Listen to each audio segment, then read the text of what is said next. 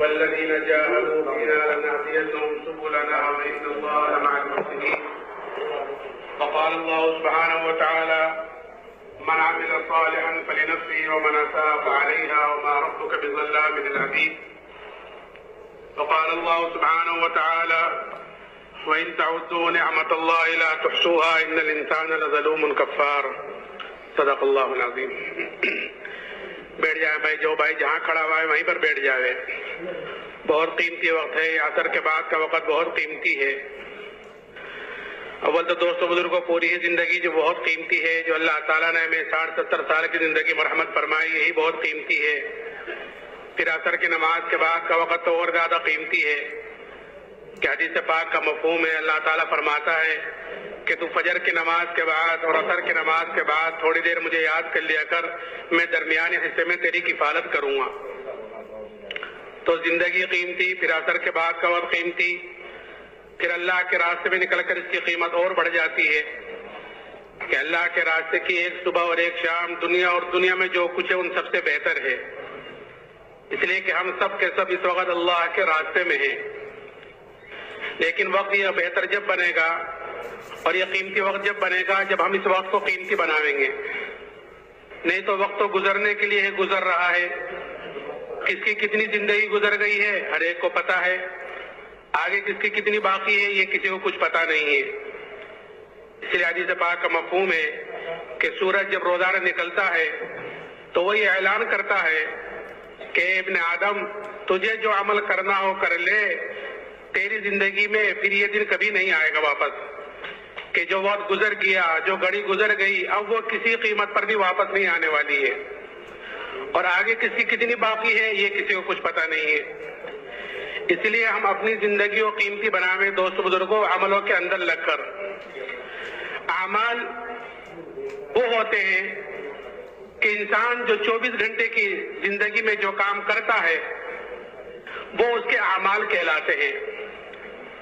یہ اعمال ہمارے بدن سے نکلنے والے صحیح ہو جاویں، اس کے لیے یہ ساری محنت ہے کہ ہمارے بدن سے نکلنے والے 24 گھنٹے کے جو اعمال ہیں، کھانے پینے کا عمل، سونے جاگنے کا عمل، شادی بیاہ کا عمل، تجارت کا، ملاقاتوں کا، جہاں آدمی جو کام کر رہا ہے وہ اس کے اعمال کہلاتے ہیں.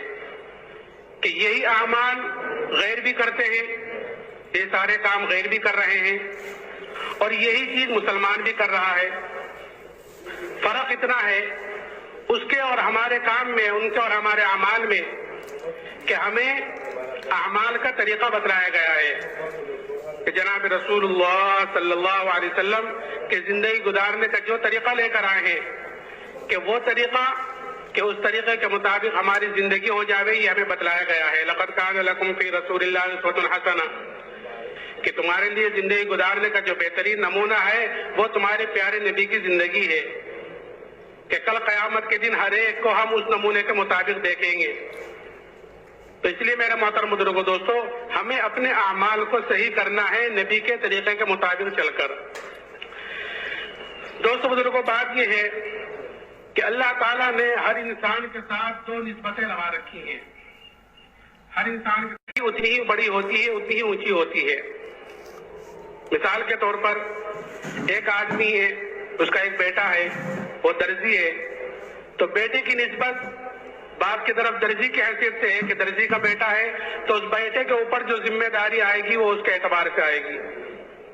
کوئی انجینئر ہے، کوئی ڈاکٹر ہے، کوئی وکیل ہے، کوئی دھوبی ہے، اس کا بیٹا ہے تو اس کی نسبت اس کی طرف لگائی جائے گی کہ دھوبی کا بیٹا ہے، درزی کا بیٹا ہے، وکیل کا بیٹا ہے، تو نسبت اس کی طرف لگی ہوئی ہے. تو اس بیٹے کے اوپر جو ذمہ داری آئے گی وہ اس کے اعتبار سے آئے گی کہ جتنی اونچی نسبت، جتنی بڑی نسبت ہوتی ہے.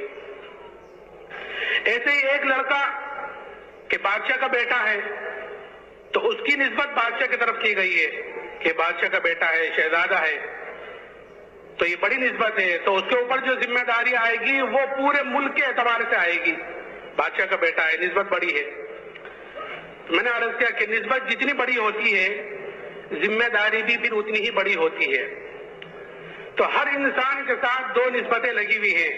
جب وہ پیدا ہوا اس وقت سے لے کر کہ فوراً اس کے ساتھ 2 نسبتیں آ گئی ہیں کہ پہلی نسبت کہ سب سے پہلے یہ انسان اللہ کا بندہ ہے، عبداللہ، کہ ہر انسان سب سے پہلے اللہ کا بندہ ہے، کہ اللہ کا بندہ ہونے کے ناطے جو اس کے اوپر ذمہ داری آئی ہے کہ یہ انسان اپنی ذات سے دیندار بن کر زندگی گزارے، کہ میری زندگی میں کیسے دین آئے اس کی فکر کرے، کہ بندہ سچا بندہ بن کر زندگی گزارے، کہ نسبت لگی ہوئی ہے اللہ کی، کہ ہر انسان اللہ کا بندہ ہے۔ دوسری نسبت کہ ہر انسان جناب رسول اللہ صلی اللہ علیہ وسلم کا امتی ہے، تو امتی ہونے کی نسبت جو اس کے اوپر ذمہ داری آئی ہے کہ وہ یہ ہے کہ اپنی زندگیوں میں دین کو لاتے ہوئے دوسروں کی فکر کرے، کہ یہ ذمہ داری بھی دے کر گئے ہیں حجۃ الوداع میں، بلغوا عنی ولو آیا، کہ دوسروں تک پہنچاؤ اگرچہ ایک ہی آیت کیوں نہ ہو، یعنی چھوٹی بات کیوں نہ ہو دین کی، کہ وہ دوسروں تک پہنچاؤ، یہ ذمہ داری بھی ہم پر ہے۔ تو اگر کوئی انسان ان دونوں ذمہ داریوں کو لے کر چل رہا ہے تو دوستو بزرگوں، اللہ کیا اس کی حیثیت ہے، اللہ کیا اس کا مقام ہے، اللہ کیا اس کی قدر و قیمت ہے۔ اور اگر کوئی ان دونوں ذمہ داریوں کو پورا نہیں کر رہا ہے، کہ اپنے طرف سے بھی غفلت ہے، دوسروں کی طرف سے بھی غفلت ہے، دونوں ذمہ داری کو پورا نہیں کر رہا ہے، تو اتنا ہی اللہ کیا وہ بے حیثیت ہے، اتنا ہی اللہ کیا وہ بے قیمت ہے۔ اور اگر دوستو بزرگوں، کیونکہ نسبت دو ہیں اور ذمہ داری دو ہیں، اگر کوئی ایک ذمہ داری کو پورا کرے اور ایک کو پورا نہ کرے تو یہ بھی پکڑ کا ذریعہ بنتی ہے۔ دونوں ذمہ داریاں ہیں، اگر ایک کو پورا کر رہا ہے ایک کو پورا نہیں کرتا تو یہ بھی پکڑ کا ذریعہ ہے، کہ اپنی ذات سے تو دیندار ہے، کہ الحمدللہ نماز بھی ہے، روزہ بھی ہے، اللہ کے راستے میں نکلنا بھی ہے، کہ اپنی فکر ہے، دوسروں کی فکر نہیں ہے، اپنی عبادت اپنی ساری چیزیں، لیکن دوسروں کی فکر نہیں ہے، کہ یہ ایک ذمہ داری تو پوری کر رہا ہے لیکن ایک ذمہ داری کا پورا کرنا اس کے لیے بھی نقصان دہ ہے، پکڑ کا ذریعہ بنے گی۔ حدیث پاک کا مفہوم ہے، ایک مرتبہ اللہ تعالیٰ نے حضرت جبرائیل کو حکم دیا کہ جبرائیل فلاں بستی پر جاؤ اور اس بستی کو اوپر تک اٹھاؤ اور اوپر تک اٹھا کر اس کو نیچے واپس دے کر مار دو۔ تو حضرت جبرائیل نے عرض کیا کہ اللہ، اس میں تو ایک طرح فلاں بندہ ہے جو تیری عبادت کرتا ہے، تیری عبادت میں لگا رہتا ہے، تیرے احکامات کو پورا کرتا ہے۔ تو اللہ نے فرمایا کہ اس کے سمیت اس بچی کو اٹھاؤ اور اس کے سمیت پٹک دو۔ کیوں؟ اس لیے کہ میرے احکامات ٹوٹ رہے تھے دنیا میں، میری نافرمانیاں ہو رہی تھی اور اس کے ماتھے پر بل تک نہیں آیا، وہ اپنی عبادت میں لگا رہا۔ یعنی ایک ذمہ داری اس نے پوری کی کہ اپنی ذات سے تو دیندار تھا، کہ اس کے سمیت اس بچی کو اٹھاؤ اور اس کے سمیت پٹک دو، تو ایک ذمہ داری تو پوری کر رہا تھا۔ اچھا، اگر کوئی دوسروں ہی کے لیے ساری چیزیں ہوں، ساری دعوت، سارے مشورے، سارے اصول، ساری چیزیں، ساری تقاریر دوسروں ہی کے لیے، اور اپنے طرف سے غفلت برتے، اپنی زندگی دین سے دور ہو، عبادات سے دور ہو، تو پھر یہ بھی پکڑ کا ذریعہ بنے گی، باوجود اس کے کہ وہ ایک ذمہ داری پوری کر رہا ہے کہ تقاریر کے ذریعے یا دوسری چیزوں کے ذریعے کہ اپنی بات دوسروں تک پہنچا رہا ہے، یعنی دین کی بات پہنچا رہا ہے، لیکن خود عمل سے خالی ہے، تو یہ بھی پکڑ کا ذریعہ بنے گی۔ حدیث پاک کا مفہوم ہے کہ جب جنتی جنت میں چلے جائیں گے اور دوزخی دوزخ میں چلے جائیں گے تو بعض اہل جنت اہل دوزخ سے جا کر پوچھیں گے کہ تم دوزخ میں کیسے آ گئے ہو؟ ہم تو جو جنت میں گئے ہیں وہ تمہاری باتوں پر عمل کرنے کی وجہ سے گئے ہیں، تم ہمیں نماز کو، روزوں کو، تم ہمیں دین بتلاتے تھے، تم ہمیں آخرت اللہ رسول بتلاتے تھے، اس پر ہم نے عمل کیا ہے تو اس کی وجہ سے تو ہم جنت میں گئے ہیں، تم دوزخ میں کیسے آئے؟ تو وہ کہیں گے کہ ہم تم کو تو کہتے تھے لیکن خود عمل نہیں کرتے تھے۔ ایک ذمہ داری تو پوری کر رہے تھے کہ دوسروں تک تو بات پہنچا رہے تھے، لیکن خود کی زندگی عمل سے خالی تھی۔ اس لیے میرے محترم بزرگوں، دوستو، ہمیں ان دونوں ذمہ داریوں کو ساتھ لے کر چلنا ہے۔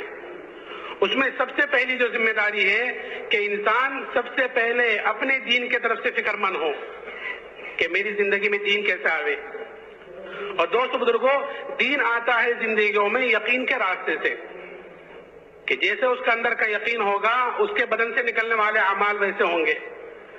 اگر اندر کا یقین بنا ہوا ہوگا تو بدن سے نکلنے والے اعمال اس کے اعتبار سے ہوں گے، اور اگر خدا نخواستہ اندر کا بگاڑ ہوا، اندر یقین کی خرابی ہوئی، تو پھر بدن سے نکلنے والے اعمال اس کے اعتبار سے ہوں گے۔ تو اس لیے ہمیں بنیادی طور پر سب سے پہلے اپنے ایمان پر محنت کرنی ہے، یعنی اپنے اندر کے یقین کو بنانا ہے کہ ایمان پر محنت۔ آج حالانکہ ایمان یہ اللہ نے ہمیں سب سے بڑی نعمت مرحمت فرما رکھی ہے. سب سے بڑی نعمت جو ہمیں اللہ نے مرحمت فرمائی ہے وہ ایمان کی دولت ہے.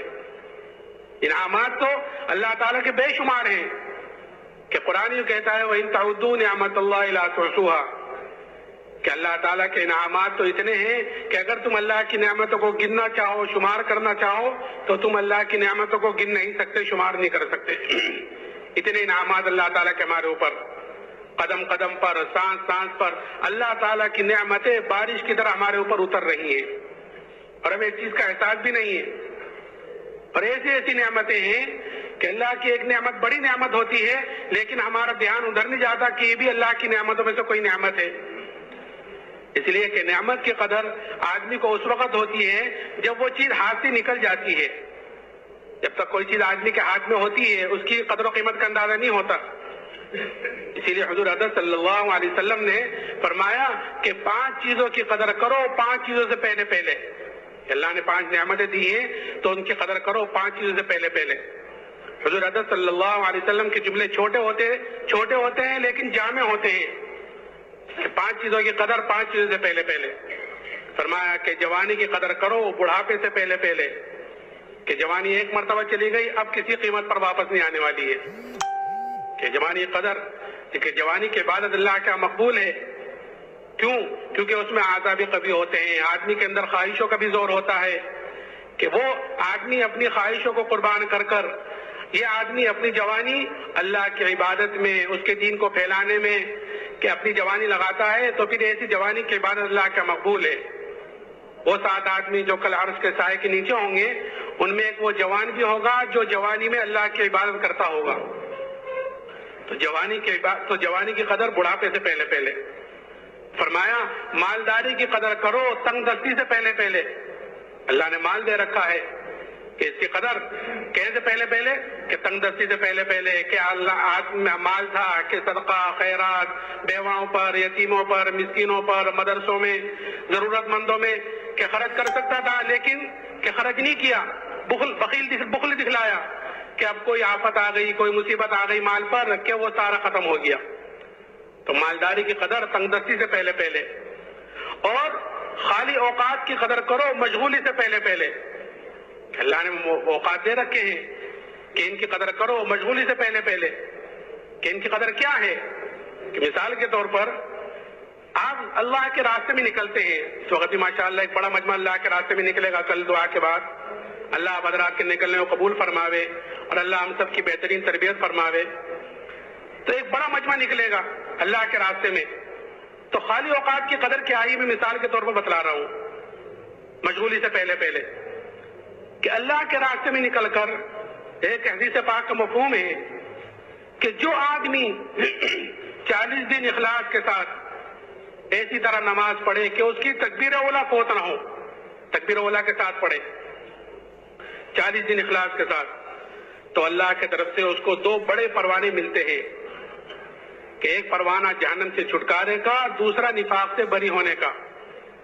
کہ یہ 2 بڑے پروانے اس شخص کو مل رہے ہیں جو 40 دن اس طرح نماز پڑھے کہ اس کی تکبیر اولا فوت نہ ہو. تو اللہ کے راستے میں نکل کر اس حدیث پر عمل کرنے کا بہترین وقت ہے. ہم نے وقت کو فارغ کیا ہے اوقات کو فارغ کیا ہے کہ یہاں نہ گھر ہے نہ کاروبار ہے نہ دوست احباب ہیں نہ بیوی بچے ہیں نہ کسی کی خوشی میں جانا ہے نہ کسی کی غمی میں جانا ہے. ہر وقت مسجد ہی میں رہنا ہے. گشتوں کے لیے نکلے ہیں ملاقاتوں کے لیے نکلے ہیں پھر واپس مسجد میں آ گئے. کھانا پینا سونا جاگنا کہ سارا کام مسجد میں ہو رہا ہے. کہ اس حدیث پر عمل کرنے کا یہ بہترین وقت ہے کہ وقت کو فارغ کیا ہے. اگر دوستو بزرگوں اس حدیث پر یہاں عمل نہ ہوا تو گھر جا کر اس حدیث پر عمل کرنا مشکل ہو جائے گا. کیوں؟ کیونکہ گھر میں مشغولی ہے کاروبار ہے بیوی بچے ہیں دوست احباب ہیں کسی کی خوشی میں گئے ہیں کسی کی غمی میں گئے ہیں. کہ 38 دن تک جماعت سے نماز پڑھی کہ ایک دن کی رکعت ایک نماز نکل گئی ایک رکعت نکل گئی کہ ایک فضیلت سے تو محروم ہو گیا. یہ میں نے مثال کے طور پر. تو خالی اوقات کی قدر مشغولی سے پہلے پہلے. اور کہ صحت کی قدر کرو بیماری سے پہلے پہلے. اور زندگی کی قدر کر لو موت سے پہلے پہلے. میں نے عرض کیا کہ اس پوری 5 چیزوں میں پوری زندگی کا خلاصہ آ گیا. میں نے کہا نا کہ حضور حضرت صلی اللہ علیہ وسلم کے جملے چھوٹے ہوتے ہیں لیکن جامع ہوتے ہیں، کہ پوری زندگی کا خلاصہ ان 5 چیزوں میں آ گیا۔ میں عرض کر رہا تھا کہ انعامات اللہ تعالیٰ کے بے شمار، اور نعمتوں کی قدر جب ہوتی ہے جب وہ چیز ہاتھ سے نکل جاتی ہے۔ جب تک کوئی چیز آدمی کے ہاتھ میں ہوتی ہے اس کی قدر و قیمت کا اندازہ نہیں ہوتا، کہ جب وہ چیز ہاتھ سے نکل جاتی ہے تو پتہ چلتا ہے کہ میں کتنی بڑی خیر سے محروم ہوا ہوں۔ تو دوستو بزرگوں، پھر یہی نہیں، یہ جو اللہ تعالیٰ نے ہمیں انعامات دے رکھے ہیں تو یہ خالی اس کے لیے نہیں ہے کہ ہم اپنی مرضی کے مطابق ان کو جہاں چاہیں جگہ چاہیں ان نعمتوں کو خرچ کر آ جائیں اور جس طرح کی چاہے اس کو ان نعمتوں کو کر آ جائیں، کہ نہیں، یہ انعامات اللہ تعالیٰ نے ہمیں دے رکھے ہیں۔ پھر ان تمام نعمتوں کا کل قیامت کے دن ہر آدمی سے سوال بھی ہوگا، پوچھا جائے گا کہ جو نعمتیں دی تھی تم نے اس پر کیا کام کیا ہے۔ ثم لتسألن یومئذ عن النعیم، کہ کل قیامت کے دن تم سے نعمتوں کے بارے میں ضرور سوال ہوگا، کہ کن نعمتوں کے بارے میں پوچھا جائے گا، کہ یہاں تک آیا ہے کہ ٹھنڈا پانی ہمیں ملا ہے تو یہ ٹھنڈا پانی بھی اللہ کی نعمتوں میں سے ایک نعمت ہے، کہ اس کے بارے میں بھی سوال ہوگا۔ درخت سایہ حاصل کیا ہے دھوپ سے بچنے کے لیے، گرمی سے بچنے کے لیے، کہ یہ بھی اللہ کی نعمتوں میں سے ایک نعمت ہے، کہ اس کے بارے میں بھی سوال ہوگا، کہ ہر نعمت کے بارے میں سوال ہوگا۔ اسی لیے حضور حضرت صلی اللہ علیہ وسلم نے پیدائش سے لے کر موت تک ہر موقع کی دعا بھی بتلائی ہے اور ہر نعمت کے استعمال کا طریقہ بھی بتلایا ہے۔ اگر ہماری وہ چیزیں اس طریقے کے مطابق استعمال ہو رہی ہیں، جس طریقے پر کرنے کو بتلایا گیا ہے، تو دوستو بزرگوں، یہ نعمت ہمارے لیے خیر کا ذریعہ بنے گی، ہمارے لیے کامیابیوں کا ذریعہ بنے گی۔ اور اگر یہ نعمتیں اس طریقے پر استعمال نہیں ہو رہی ہیں جس طریقے پر استعمال کرنے کو بتلایا گیا ہے، تو دوستو بزرگوں، ہر نعمت کل قیامت کے دن پکڑ کا ذریعہ بنے گی، ہر نعمت۔ کہ اللہ تعالیٰ حدیث میں آتا ہے کہ آدمی کا قدم اپنی جگہ سے نہیں ہو سکتا جب تک اس سے 4 سوال 4 باتیں نہ پوچھی جاویں، کہ زندگی کہاں گزاری ہے، جوانی کہاں گزاری ہے، مال کہاں سے کمایا، حلال کمایا کہ حرام کمایا، جائز کمایا کہ ناجائز کمایا، کہ جائز کمایا میرا ہو گیا، میں چاہوں جہاں چاہوں جس طرح چاہوں خرچ کروں، کہ نہیں، پھر اس کو خرچ کیسے کیا، اور جو جانتے تھے اس پر کیا عمل کیا۔ یہ ساری چیزیں ہیں، یہ اللہ نے نعمتیں دے رکھی ہیں، ہر آدمی جانتا ہے۔ تو اسی لیے حضور حضرت صلی اللہ علیہ وسلم نے ہر نعمت کے استعمال کا طریقہ بتلایا ہے۔ اگر اس طریقے پر وہ چیز ہو رہی ہے تو اللہ کے یہاں کامیابی ہے۔ اسی لیے ایک مرتبہ سب گرمی میں دوپہر کے وقت حضرت ابوبکر صدیق رضی اللہ تعالی عنہ مسجد میں تشریف لائے۔ تھوڑی دیر میں حضرت عمر رضی اللہ تعالی عنہ آئے، تو حضرت عمر نے حضرت ابوبکر رضی اللہ تعالی عنہ سے پوچھا کہ ابوبکر، گرمی ہے، دوپہر کا وقت ہے، تم یہاں پر؟ کہ عمر، بھوک کی سختی مجھے بحال لے کر آئی ہے، بھوک کی شدت بحال لے کر آئی ہے۔ کہ اچھا عمر، تم کس لیے آئے ہو؟ کہ ابوبکر، میں بھی اسی لیے باہر آیا ہوں، بھوک کی سختی مجھے بھی بحال لے کر آئی ہے۔ یہ دونوں باتیں کر رہے تھے کہ اتنے میں جناب رسول اللہ صلی اللہ علیہ وسلم تشریف لائے، اور آپ نے ان دونوں سے پوچھا کہ گرمی ہے، دوپہر کا وقت ہے، تم دونوں کیا رسول اللہ بھوک کی شدت بحال لے کر آئی ہے؟ آپ نے فرمایا، قسم الذات علی کی جس کے قبضے میں میری جان ہے، میں بھی اسی لیے باہر آیا ہوں، بھوک کی وجہ سے۔ یہ تینوں حضرات باتیں کرتے ہوئے ایک صحابی حضرت ابو ایوب انصاری رضی اللہ تعالی عنہ ان کے مکان پر تشریف لے گئے۔ وہ صحابی تو گھر میں نہیں تھے، گھر والوں نے اہلاً و سہلاً کہا، بٹھایا۔ تھوڑی دیر میں وہ صحابی آئے اور اپنے ساتھ کھجوروں کا بڑا سارا خوشہ توڑ کر لائے، اللہ کے حضرات کے سامنے پیش کیا۔ تو حضور نے فرمایا کہ اس میں سے پکی پکی لاتے، ساری کیوں لائے؟ کہ یا رسول اللہ، ساری سے لے کر آئے ہیں، جو آپ کو پسند آپ نوش فرما لیں، کچی پکی تر خشک۔ ان حضرات نے اتنے کھجور نوش فرمائی، ان صحابی نے ایک بکری کے بچے کو ذبح کیا اور کچھ کو بھونا، کچھ کو پکایا، اللہ کے حضرات کے سامنے پیش کیا۔ حضور حضرت صلی اللہ علیہ وسلم نے ایک روٹی کے ٹکڑے پر ایک گوشت کا ٹکڑا رکھ کر حضرت ابو ایوب انصاری کو دیا اور یہ فرمایا کہ یہ فاطمہ کو دے کر آؤ، اس نے بھی کئی دنوں سے ایسی کوئی چیز نہیں کھائی۔ تو وہ صحابی تو لے کر چلے گئے۔ یہ تینوں یہ کھانا نوش فرما رہے تھے اور آپ کی آنکھوں سے آنسو بہ رہے تھے، آپ رو رہے تھے، اور روتے ہوئے آپ نے فرمایا کہ یہی وہ نعمتیں ہیں جن کا کل قیامت کے دن ہم سے سوال ہوگا، پوچھا جائے گا کہ اللہ نے گوشت کھلایا، روٹی کھلائی، اللہ نے کہ کھجوریں کھلائی، کہ ان نعمت کے بارے میں پوچھا جائے گا ہم سے۔ جب آپ نے یہ بات فرمائی تو یہ بات ان دونوں ساتھیوں پر بڑی شاق گزری کیا رسول اللہ ایک چیز اتنی مشقت کے بعد، ایک چیز اتنی بھوک کے بعد حاصل ہوئی ہے کہ اس کے بارے میں بھی سوال ہوگا؟ آپ نے فرمایا ہاں اس کے بارے میں بھی سوال ہوگا۔ پھر آپ نے اس کے استعمال کا طریقہ بتلایا ہے، جو میں بتلانا چاہ رہا ہوں کہ حضور اقدس صلی اللہ علیہ وسلم نے پیدائش سے لے کر موت تک ہر موقع کی دعا بھی بتلائی ہے، ہر موقع کا طریقہ بھی بتلایا ہے۔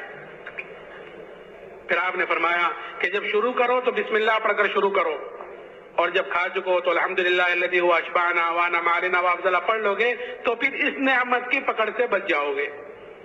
تو میرے محترم بزرگو دوستوں، میں عرض کر رہا تھا کہ انعامات اللہ تعالیٰ کے بے شمار ہیں، لیکن ان تمام نعمتوں میں جو سب سے بڑی نعمت اللہ تعالیٰ نے مجھے اور آپ کو مرحمت فرمائی وہ ایمان کی دولت ہے۔ اس لیے کہ اللہ نے کامیابی ناکامی کا دار و مدار کہ دنیا کی کسی چیز پر نہیں رکھا ہے، ان نعمتوں میں سے کسی پر نہیں رکھا ہے کہ اکثریت میں ہوں گے، یا آپ اسباب زیادہ ہوں گے، یہ تجارت اچھی ہوگی، یہ اور چیزیں آپ کے پاس زیادہ ہوں گی، یہ نعمتیں زیادہ ہوں گی تو کامیاب ہوں گے، اور یہ چیزیں نہیں ہوں گی تو ناکام ہوں گے، کہ اس پر کامیابی ناکامی نہیں رکھی ہے۔ اللہ تعالیٰ نے کامیابی ناکامی کا دار و مدار کہ ایمان اور اعمال صالحہ پر رکھا ہے۔ کامیابی ناکامی کامیابی کی ضمانت ہے ایمان اور اعمال صالحہ، کہ ایمان کے بغیر تو کوئی عمل قابل قبول ہے ہی نہیں، اور ایمان اعمال صالحہ نہیں ہے تو پھر کل قیامت کے دن اس کی سزا بھگتنی پڑے گی، نہیں تو اللہ غفور الرحیم ہے، اللہ معاف کر دے تو پھر اسے کون پوچھنے والا ہے۔ تو ہمیں اللہ نے جو سب سے بڑی نعمت دی ہے وہ ایمان کی دولت ہے۔ اللہ ہمیں اس ایمان کی قدر کرنے کی توفیق عطا فرمائے۔ آج دوستو بزرگوں، مسلمانوں کے اندر سے اس ایمان کی قدر و قیمت ختم ہو گئی، اور ختم کیوں ہوئی ہے؟ کہ ختم اس لیے ہو گئی ہے کہ جو چیز آدمی کو بغیر محنت کے، بغیر مجاہدے کے، بغیر قربانیوں کے جو چیز آدمی کو چیز ملتی ہے، آدمی کے اندر اس کی قدر و قیمت کم ہوتی ہے، اس کے جو چیز آدمی محنت کر کر حاصل کرتا ہے، کہ جس چیز پر آدمی کا جان مال وقت لگتا ہے کہ اس کی قدر و قیمت زیادہ ہوتی ہے، اور جو چیز آدمی کو بغیر محنت کے مل جاتی ہے، جیسے کوئی وراثت میں کوئی چیز مل جاتی ہے، جیسے بچے کو، لڑکے کو وراثت میں، باپ کی وراثت میں کوئی چیز مل گئی، تو وہ قدر و قیمت اس کے اندر نہیں ہوگی جو محنت کر کر حاصل کرے گا۔ تو ایمان کیونکہ ہمیں بغیر محنت کے ملا ہوا ہے کہ وراثت میں، کہ خاندان مسلمان، دادا پردادا مسلمان، باپ مسلمان، ہم مسلمان گھر میں پیدا ہوئے، الحمدللہ ہم بھی مسلمان، اس لیے ہمارے اندر اس ایمان کی قدر و قیمت کم ہے۔ اسی لیے حضور اقدس صلی اللہ علیہ وسلم نے ایمان والے کی قدر و قیمت بتلائی، اور یہ ایمان والے کی قدر و قیمت صحابہ کے اندر اتاری، کہ کیا قدر بتلائی؟ کہ یہ قدر بتلائی کہ جب تک ایمان والا اس دنیا میں موجود رہے گا، اللہ کی ہاں تمہاری یہ قدر ہے کہ جب تک اللہ ایک بھی کہنے والا موجود رہے گا، یعنی ایمان والا رہے گا، کہ اللہ تعالیٰ اس سات و زمین آسمان کے نظام کو باقی رکھے گا ایک ایمان والے کی وجہ سے۔ فقط کروڑوں مسلمان ہیں الحمدللہ، کہ سب دنیا سے چلے جاوے اور ہم میں سے ایک باقی رہ جاوے تو اس ایک کی وجہ سے اللہ تعالیٰ اس سات و زمین آسمان کے نظام کو باقی رکھے گا۔ یہ قدر بتلائیے، اور قیمت کیا بتلائی؟ کہ اگر رائے کے دانے کے برابر بھی ایمان کو بچا کر لے گئے تو اللہ تعالیٰ اس دنیا سے 10 گنی بڑی جنت مرحمت فرمائے گا۔ اب جس کا ایمان جتنا اونچا ہوگا، جس کا ایمان جتنا اعلیٰ ہوگا، کہ کل قیامت کے دن اس کی اتنی بڑی جنت ہوگی۔ تو یہ اللہ نے ہمیں دعوت و تبلیغ والا جو کام دیا ہے، اللہ کے راستے میں جو نکالا جاتا ہے، وہ اپنے ایمان کو بنانے کے لیے نکالا جاتا ہے، اپنے اندر کے یقین کو بنانے کے لیے نکالا جاتا ہے، کہ جب اندر کا یقین صحیح ہوگا، اندر کا یقین بنے گا تو بدن سے نکلنے والے اعمال جاندار ہوں گے، اور اگر اندر کا یقین خراب ہوگا تو پھر بدن سے نکلنے والے اعمال خراب ہوں گے۔ تو یہ قدر و قیمت صحابہ کے اندر اتاری تھی، اور دوستو بزرگوں، یہ قدر و قیمت صحابہ کے اندر ایمان کی ایسی اتری کہ پھر صحابہ نے اس ایمان کے لیے کہ ہر تکلیف کو، ہر مصیبت کو، ہر آزمائش کو، اور جو بھی حالات آئے ان سب کو برداشت کیا ہے۔ کہ آدمی کے اندر جب کسی چیز کی قدر و قیمت اتر جاتی ہے تو آدمی اس کے لیے ہر تکلیف مصیبت کو برداشت کرتا ہے، اور آدمی اس کے لیے اپنی جان مال ساری چیز جھونک دیتا ہے، یہ چیز کی قدر و قیمت اندر اتر جاتی ہے۔ صحابہ کے اندر یہ قدر و قیمت اتری تھی، اس لیے ہر تکلیف اور مصیبت کو برداشت کیا۔ کہ ایک صحابی حضرت خباب بن ارد رضی اللہ تعالیٰ عنہ، ان سے ایک مرتبہ حضرت عمر رضی اللہ تعالیٰ نے پوچھا کہ خباب، ان تکالیف کی تفصیل بتلاؤ جو ایمان کی وجہ سے تم پر آئی ہیں، جو حالات ایمان کی وجہ سے تم پر آئے ہیں، تو ان کی تفصیل تو بتلاؤ۔ تو حضرت خباب نے فرمایا، امیر المومنین آپ ذرا میری کمر دیکھیں۔ جب کمر دیکھی تو حضرت عمر نے فرمایا، اے خباب، ایسی کمر کسی کی نہیں دیکھی جیسی تمہاری ہے۔ حضرت خباب نے فرمایا امیر المومنین مجھے تو آگ کے انگاروں پر لٹا کر گھسیٹا جاتا تھا اور میری چربی سے میرے خون سے وہ آگ بجھتی تھی. کہیں کی وجہ سے کہ ایمان کی وجہ سے کہ ایک عورت کے غلام تھے. جب اس کو یہ پتا چلا کہ جناب رسول اللہ صلی اللہ علیہ وسلم سے ملتے ہیں تو سریے کو گرم کر کر اس سے ان کے بدن کو داغ دیتی تھی سزا کے طور پر کہ یہ تو ایمان سے پھر جائیں نہیں تو اس سزا کو بھگتے. لیکن جیسے میں نے کہا آدمی کے اندر جب کسی چیز کی قدر و قیمت اتر جاتی ہے تو پھر آدمی اس کے لیے تمام حالات سے لڑ لیتا ہے, تمام پریشانیوں سے, دشواریاں کہ اس کے لیے برداشت کرنا آسان ہو جاتا ہے جس کی قدر و قیمت اندر اتر جاتی ہے. تو ایمان کی قدر و قیمت اتری ہوئی تھی, اس لیے ان حالات کا, ان مصیبتوں کا برداشت کرنا آسان ہوا. اور پھر اتنا ہی نہیں, جب فتوحات کا دروازہ کھلا اللہ کی طرف سے, اس لیے کہ مومن کی علامت بتلائی گئی ہے کہ مومن ایمان والا جو کام کرتا ہے, نماز پڑھی ہے, روزہ رکھا ہے, سردی گرمی دھوپ برداشت کی ہے اللہ کے لیے, اللہ کے راستے میں نکل کر, کہ جو بھی عمل کرتا ہے ایمان والا کہ وہ اس کا بدلہ وہ دنیا میں نہیں چاہتا بلکہ اس کا بدلہ وہ آخرت میں چاہتا ہے. اس لیے کہ اس کو پتا ہے دنیا میں جو ملے گا وہ تھوڑا ملے گا اور وقتی ملے گا, آخرت کے اعتبار سے تھوڑا اور وقتی کہ موت تک, اور آخرت میں جو ملے گا عمل کا بدلہ وہ دنیا سے بہت زیادہ ملے گا اور ہمیشہ کے لیے ملے گا. اس لیے مومن اپنے نیک عمل کا بدلہ دنیا میں نہیں چاہتا, اور جو کام کرتا ہے کہ وہ اپنے اللہ کو راضی کرنے کے لیے کرتا ہے, کوئی دیکھ رہا ہے نہیں دیکھ رہا ہے, کوئی خوش ہے نہ خوش ہے, کہ اس کی پرواہ نہیں ہے کہ میرا اللہ مجھ سے راضی ہو جاوے یہ اصل ہے, اس کے لیے کام کرتا ہے. ہاں کہ اللہ کے معاملے میں کسی کی نہیں سنتا کہ میں تو اللہ کے لیے کر رہا ہوں, میں اپنی شادی بیاہ کہ میں تو مجھے طریقہ بتلایا گیا ہے جناب رسول اللہ صلی اللہ علیہ وسلم کا کہ میں اس طریقے کے مطابق کر رہا ہوں, کہ میں زندگی گزار رہا ہوں اس طریقے کے مطابق کہ جس طریقے پر مجھے طریقہ زندگی گزارنے کو بتلایا گیا ہے, چاہے اب کوئی کچھ بھی کہتا رہے مجھے اس کی کوئی پرواہ نہیں ہے کہ اللہ کا حکم ہے. ما آتاکم الرسول فخذوہ وما نہاکم عنہ فانتہوا, کہ جو کچھ تم کو تمہارے پیارے نبی صلی اللہ علیہ وسلم لے اسے لے لو اور جس سے روکے اس سے رک جاؤ. میں نے کہا مومن اپنے نیک عمل کا بدل, اسی لیے حضور اقدس صلی اللہ علیہ وسلم نے حضرت ابو ذر سے فرمایا تھا کہ ابو ذر اللہ کے معاملے میں کسی ملامت کرنے والے کی ملامت کی پرواہ نہ کرنا, کسی ملامت کرنے والے کی ملامت کی پرواہ نہ کرنا. تو مومن اپنے نیک عمل کا بدلہ دنیا میں نہیں چاہتا, اور جو کام کرتا ہے کہ وہ اپنے اللہ کو راضی کرنے کے لیے کرتا ہے. اسی لیے جب فتوحات کا دروازہ کھلا تو یہی حضرت خباب جن کی تفصیل میں نے بتلائی کہ اس پر رویا کرتے تھے کہیں ہماری تکلیفوں کا, ہماری مشقتوں کا بدلہ کہیں دنیا میں تو نہیں مل رہا ہے.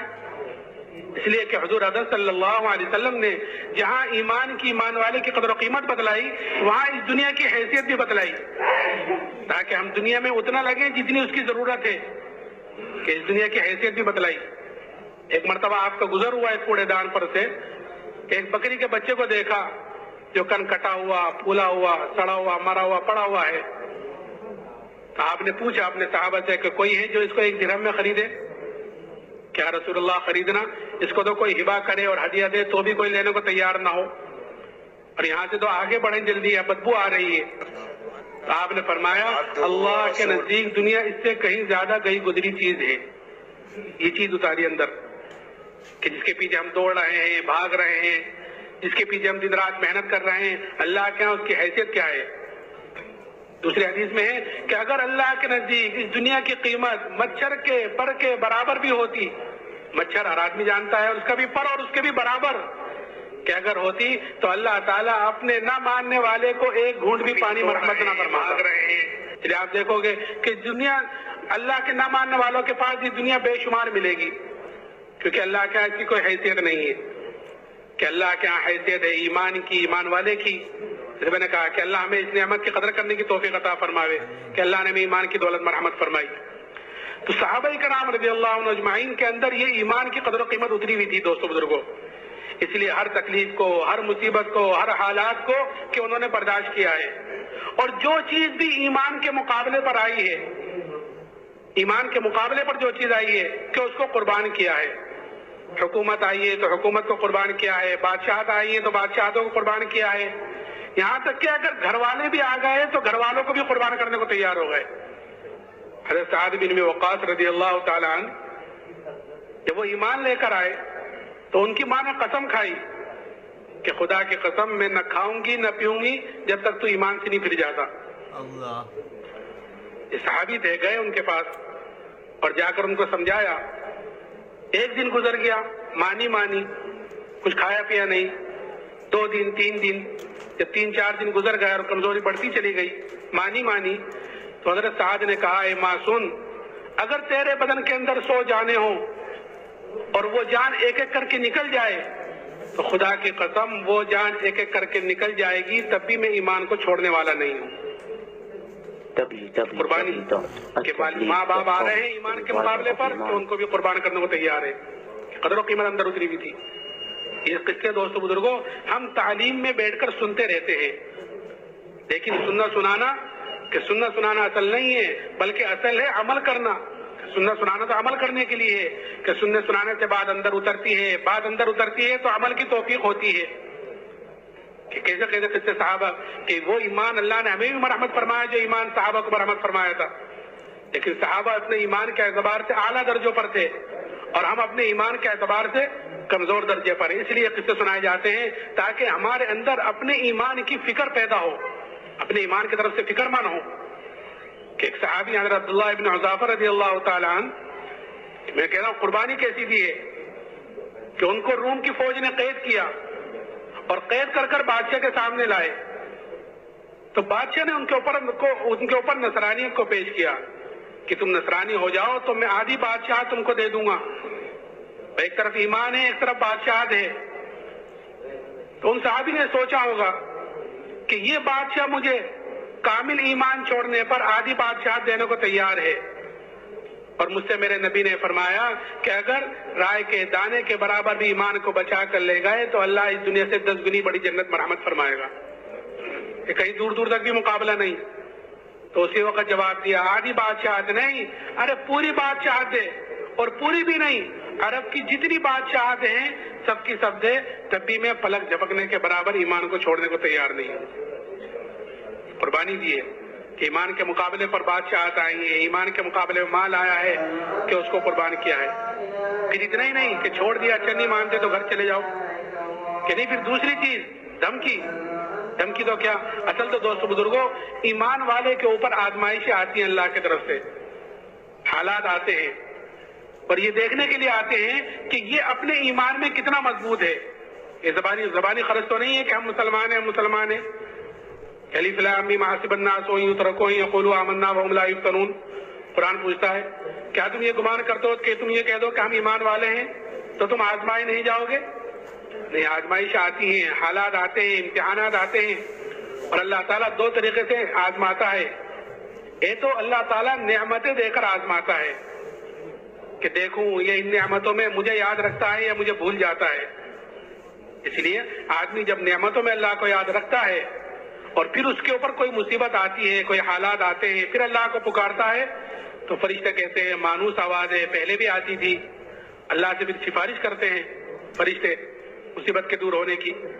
اور اگر نعمتوں میں اللہ کو بھول جاتا ہے، پھر حالات آتے ہیں، مصیبت آتی ہے اور پھر اللہ کو یاد کرتا ہے تو پھر فرشتے کہتے ہیں کیسی غیر مانوس آواز ہے، پہلے تو نہیں آتی تھی اب آئی ہے. تو نعمتیں دے کر آزماتے ہیں اور حالات دے کر آزماتے ہیں کہ دیکھو ان حالات میں میرے طرف آتا ہے یا میرے غیر کی طرف جاتا ہے. تو ایمان والا جو ہے وہ حالات کا مقابلہ حالات سے نہیں کرتا، بلکہ حالات کا مقابلہ اعمال سے، حالات کا مقابلہ توبہ استغفار سے، حالات کا مقابلہ اللہ کی طرف رجوع کرنے سے کرتا ہے. کہ جب اللہ کی طرف رجوع کرتا ہے تو پھر اللہ تعالیٰ حالات کو بدل دیتے ہیں، حالات کو پلٹتے ہیں. اس لیے کہ حالات کا تعلق دنیا کی کسی چیز سے نہیں ہے، حالات کا تعلق دنیا کی کسی چیز سے نہیں ہے. اس لیے آپ دیکھ رہے ہوں گے کہ اس وقت دنیا میں جتنے اسباب اس وقت موجود ہیں آدمی کی زندگی گزارنے کے طریقے میں، کہ جتنے اسباب اس وقت موجود ہیں اس سے پہلے کبھی اتنے اسباب نہیں ہوئے. ہر چیز کا سبب، ہر چیز کا اسباب، ہر چیز کی چیزیں موجود ہیں، ہر لائن کی. لیکن اس وقت کہ جتنا حالات امت کے خراب ہیں کہ اس سے پہلے بھی کبھی نہیں ہوئے ہیں. کیوں؟ اس لیے کہ حالات کا تعلق دنیا کی کسی چیز سے نہیں ہے، کہ حالات کا تعلق اللہ کے فیصلوں سے ہے اور اللہ کے فیصلوں کا تعلق انسان کے اعمال سے ہے. کہ جیسے انسان کے اعمال اوپر جاتے ہیں ویسے اللہ کے فیصلے نیچے آتے ہیں. اگر ہمارے اعمال اوپر ایسے جا رہے ہیں دوستو بزرگوں جو اللہ کو راضی کرنے والے ہیں، اس کو خوش کرنے والے ہیں، تو پھر اللہ کی طرف سے جو فیصلے آئیں گے وہ بھی ایسے آئیں گے جو ہمیں خوش کریں گے.